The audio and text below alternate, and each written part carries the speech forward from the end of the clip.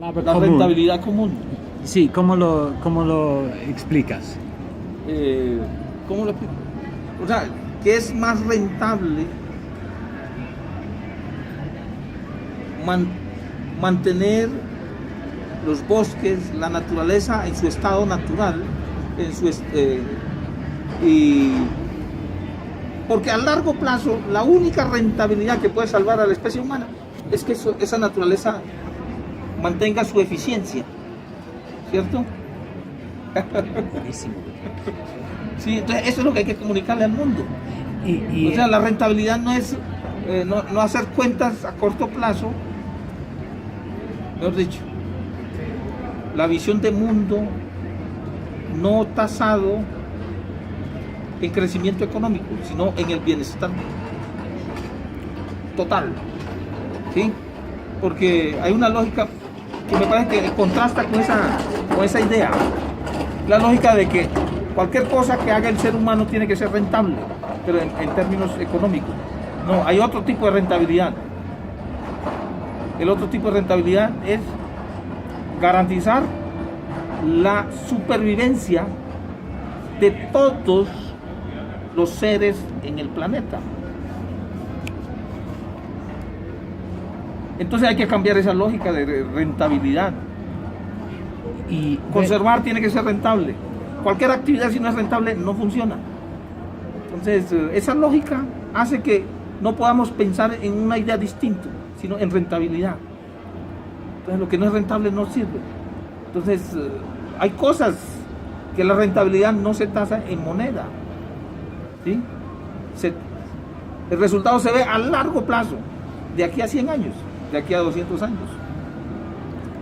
Y es de algo hacer en común, que para todos, o en O sea, común. ¿Ves los montañas como en común, es propiedad común de la Lo que humanidad? quiero decir es que los seres humanos se tienen que poner de acuerdo en saber las cosas que están mal para el orden natural, cosas que rompen el equilibrio. Puede ser un país o puede ser un terreno con derecho privado, pero si está haciendo cosas que afectan a todo el mundo tiene derecho a decir que eso está mal. Todos tenemos derecho a decir que eso está mal. Aquí no puede existir el derecho al respeto a la intimidad. Lo que está mal delante de los ojos de cualquiera. Tenemos que saber qué es lo que está mal. Y los que tienen esa tendencia tienen que saber que pueden ser cuestionados en cualquier momento, porque eso no es compatible con el beneficio de todos. ¿Sí? Hay cosas que benefician solamente a ciertos sectores, perjudican a otros, perjudican al planeta, perjudican a los humanos, pero a los humanos les queda más fácil identificar lo que le perjudica y lo que lo beneficia. Pero es que ahora tenemos que pensar tenemos que hacer planes incorporando el agua, incorporando el aire. Cuando hablamos de salud tenemos que hablar de la tierra, cuando hablamos de la salud tenemos que hablar del aire, tenemos que hablar del agua. Entonces, cuando asumimos ese criterio, yo pienso que hay que replantear los tipos de derechos, las normas sobre derechos, ¿sí? El derecho a la privacidad, el derecho privado. No, un privado no puede hacer lo que le da la gana y afectando al mundo, no, ni al planeta. Sí, sí, entonces yo creo que eso es lo común, la facultad de decir, la sociedad tiene que tener ese poder de decir lo que está mal, lo que perjudica. Por ejemplo, si en la costa hay un muelle de carbón y se perjudican los pescadores, se perjudica el mar, se perjudica la naturaleza, todo el mundo tiene derecho a decir que eso está mal, que lo quiten de ahí. Yo creo que ese derecho ciudadano universal debe estar presente. Por eso yo me fijo en eso de acuerdos, Sí. porque estoy contigo, que tiene que haber una forma De protegernos. de decir Exacto. que aunque tienes derecho escrito de hacer esto, no está bien, de articular una posición mundialmente. Una más pregunta, ¿el planeta es de todos No, es que nosotros no tenemos propiedad. Yo creo que si tú no sabes vivir, estás como un parásito afectando un planeta, no es tuyo. O sea, yo creo que esa cuestión de propiedad es una cosa, es perversa de alguna manera. Entonces, ¿cómo ves la propiedad común? Por ejemplo, espacio público. ¿Cómo en su forma de pensar un parque, algo así, un espacio público, cómo lo ves como algo común? ¿Cómo funciona esta idea? Porque esto es nuestro como para el uso de los que lo usan. ¿Tiene un sentido en su pueblo? Yo pienso que hay que hablar de dos cosas. Una cosa es propiedad común. Yo creo que es un hábitat común. Hábitat. Sí, un lugar donde vivimos todos. O sea, independientemente, esas reglas que son del capricho humano y no podemos cambiar eso. Que yo tengo mi casita, que yo tengo mi tierrita.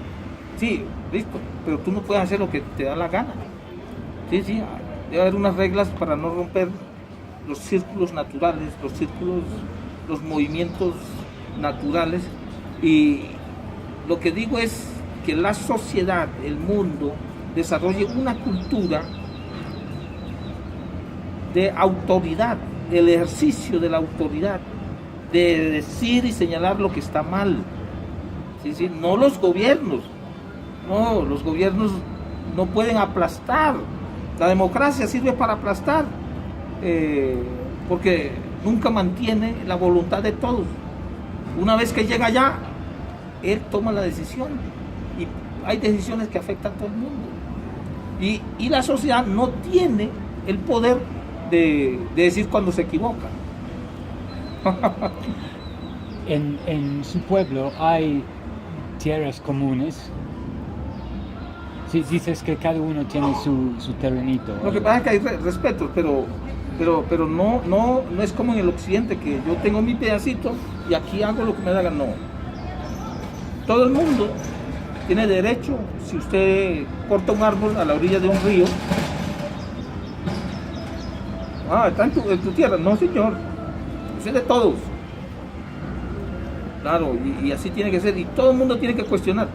Pero aquí le dice, no sea sapo, no se meta, a usted le importa. Esa es la cultura. Entonces eso es malo, eso es perjudicial. Total. Y es solo una idea de que es mío. Eso es solamente una idea. No, es para asumir una responsabilidad, para que no haya desorden. De la misma forma que el bolígrafo es mío. Eso es una idea. Eso, un niñito, usted le regala un juguetico, ese es de él. Claro, ese es de él. Lo va a tener, o sea, hay una cosa, un sentimiento de decir, de trazar límites, eso creo que es natural de los humanos. Pero no quiere decir que uno puede hacer lo que le da la gana, que puede hacer cosas que perjudiquen al otro. Yo creo que ahí está la responsabilidad colectiva. Yo creo que es más que otra cosa, más que tema de poder, más que temas de propiedad. Yo creo que es un tema de responsabilidad colectiva.